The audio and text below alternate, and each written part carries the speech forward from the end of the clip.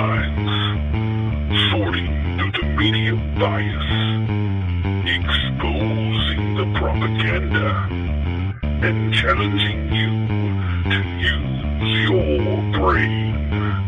It's time to tap into the truth.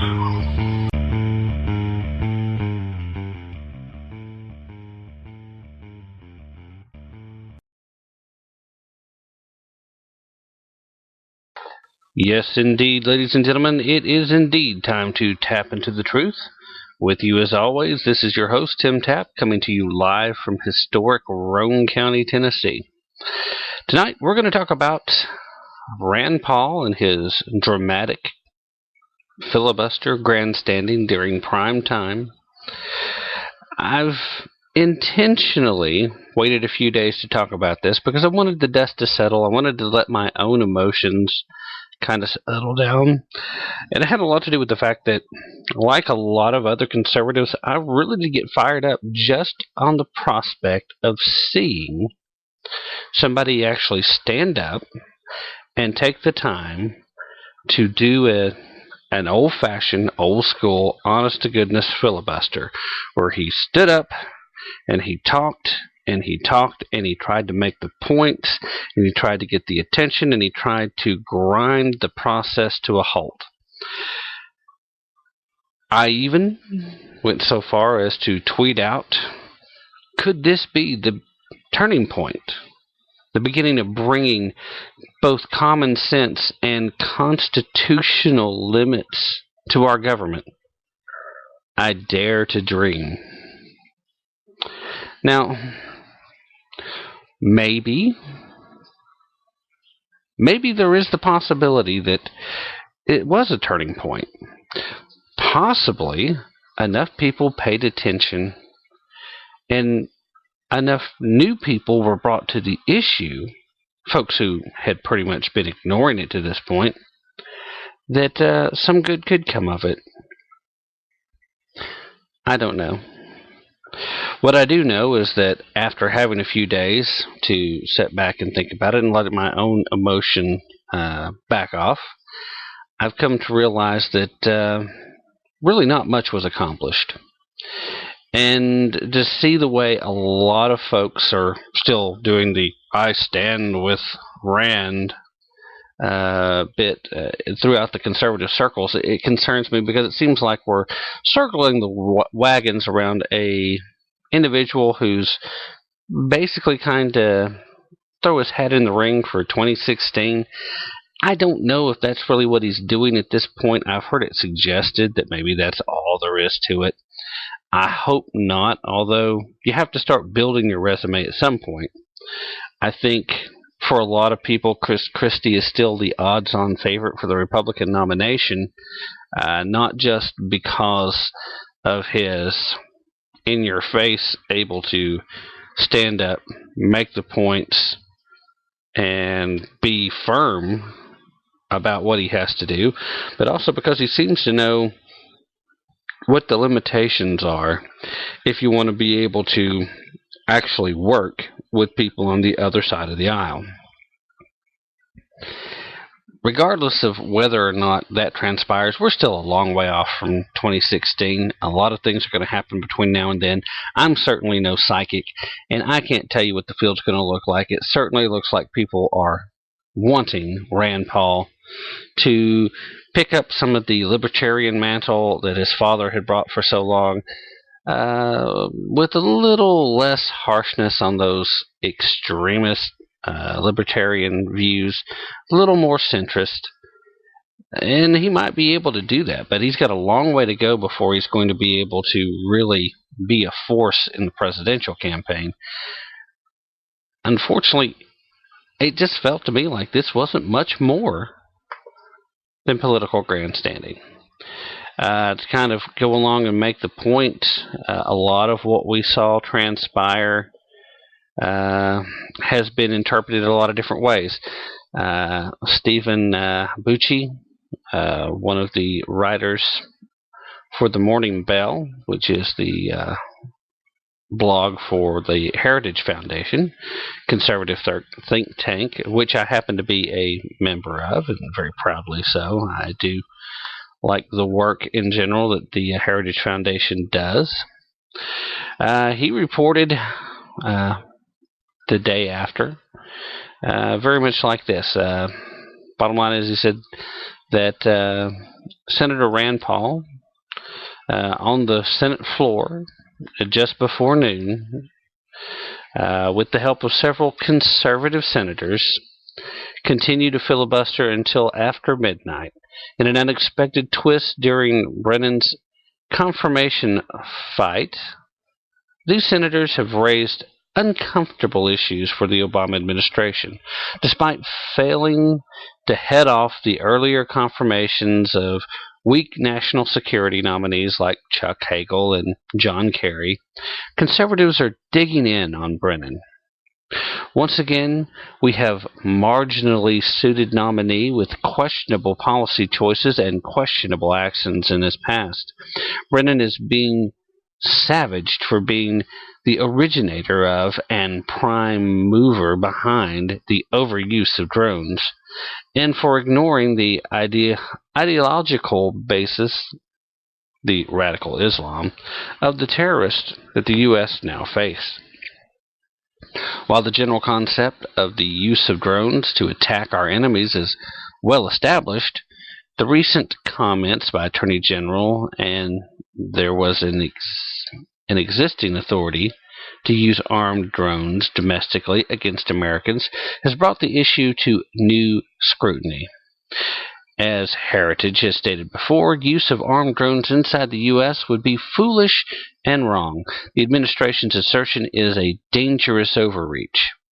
In general, the overuse of drones as a counterterrorism method of choice has turned into Obama's equivalent of Bill Clinton's use of cruise missiles. Both appear to be cheap and easy. Unfortunately, when used at the exclusion of other military and intelligence means, all you get is press coverage, but not lasting results. The president must utilize a comprehensive counterterrorism policy that uses all the tools available. Brennan insists that putting any focus on the radical ideology of the terrorists who presently threaten the U.S. would be counterproductive and wrong. This is ludicrous. How can a man lead the key U.S. intelligence organization when he rejects the explanatory values of ideology in the conflict? This is consistent with an administration that called the terrorist murderers committed by al-Qaeda disciple Nidal Hasan, the Fort Hood shooting. They referred to that as an act of workplace violence. At any rate, Stephen continues on, and I don't really care to go along with it, but I wonder if you're noticing here. Again, the focus is exceedingly narrow-viewed here. The focus of what this particular blog posting is focused on is drones. Drones here in the U.S. The very dramatic statement that could a U.S. citizen be deprived of their due process when they could be arrested? Could you be sitting in a cafe and have a drone strike, and heaven forbid, should you be some innocent bystander at the same cafe? While the notion sounds ludicrous, we unfortunately live in a world where it's increasingly not so outside of the realm of possibility. We already have drones used for surveillance in the U.S. We already have certain well-funded police organizations in certain larger metropolitan areas that have light armored tank vehicles utilized and available. Homeland Security has purchased more of these. We know that it's not a particularly large endeavor, not particularly a complicated endeavor, to weaponize any of the current surveillance drones that are already being used. We know Homeland Security purchased a large number of new drones for use here domestically, to go along with the billions of rounds of ammunition that they've been purchasing over the last several months, most of which seems to be a prelude to an anticipation of civil unrest within the United States. They're still trying to keep it quiet, but the problem with focusing only there is in realizing that the drones issue really doesn't have much to do with drones, other than the fact that it makes good press. It's something that actually can put an impression in someone's mind. It might actually reach someone who hasn't been paying attention before. The concept of something exciting and blowing stuff up from the sky, something they might see in a movie, actually happening at the cafe up the block. But maybe that raises an eyebrow and wakes somebody up. But the real issue isn't the drone strike. The real issue is due process. I warned against this in earlier broadcasts, that the mere mention that this guy seems to think he can just kill American citizens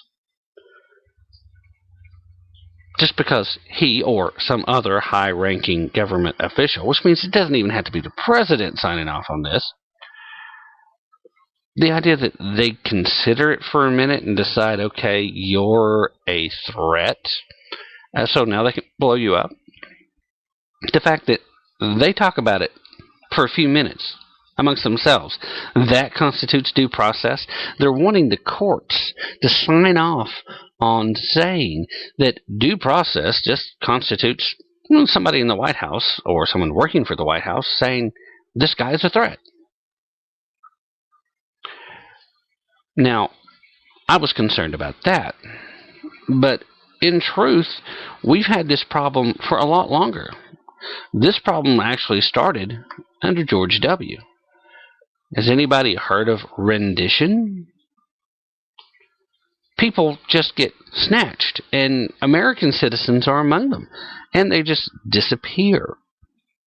Some of them stay disappeared, have stayed disappeared. Under rendition, you are labeled an enemy combatant, regardless of where you are. Where is the due process that does this? I mean, this administration, more than the previous, has had a real backwards problem with saying, okay, we're going to give constitutional protections to, honest to goodness, foreign nationals, enemy combatants. A lot of folks want to make the argument whether or not constitutional protections are extended to all peoples or just citizens of the United States. I can tell you this much. If you, as a U.S. citizen, step outside of the country, you're not guaranteed the same protections that citizens of whatever country you go to is. Do we want to live to a higher standard? Do we want to establish a higher standard? Okay, I'll let you make that argument, and I'll debate it with you. I personally think that the constitutional guarantees are basically limited to citizens. But that's just my opinion, and my opinion doesn't hold a whole lot of weight in most courts, especially most courts today. Now, I think the legal argument can be made, but by the same token, I'm not necessarily opposed to holding the higher standard. If these people are legitimately guilty, then yeah, let's give them trials. But guess what? They don't have to come to the states. They don't have to get a trial by jury. I'm perfectly content with allowing enemy combatants that are captured on the battlefield have military tribunals instead. After all, that has been more than acceptable for over 200 years. There's no inclination whatsoever that there's any less justice that's offered through it. But what happened as a result of this filibuster? Rand Paul did a few good things.